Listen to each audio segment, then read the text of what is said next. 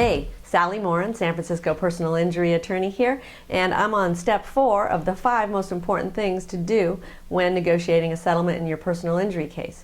Number 1 was to establish rapport with the insurance adjuster. Number 2, maintain control of the information in your case.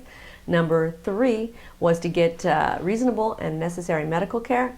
And when you're done with your medical care, number 4 is to submit a formal written settlement demand letter with all appropriate documentation.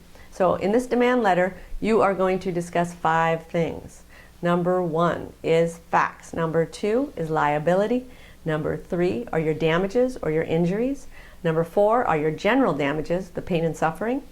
And number 5, you're going to discuss the demand amount, how much money you want to settle for. Okay, let me break these down for you. Number 1, the facts. You're going to discuss the who, what, when, where, and how the accident occurred. Okay, you want to lean that toward their guy being the bad guy, all right? And number 2, you're going to talk about liability, which is basically pointing out all the evidence that shows that their guy's at fault. Police report, witness statements, all that kind of stuff. Section number 3 is your damages or injuries. You want to discuss how your injuries are directly related to the accident, and then discuss the reasonable and necessary medical care that you received. Section number 4 is your general damages, and this is your pain and suffering damages.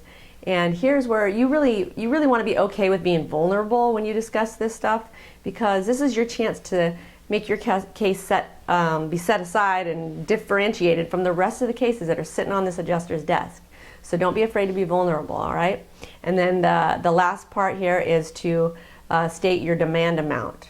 Now, you want to be reasonable here, so don't overreach, but you also want to choose the high end of what the range of settlement is for you. So choose the high end, because the insurance adjusters don't typically accept your demand right away. You want to give some room for a little back and forth when you guys are negotiating a settlement. All right?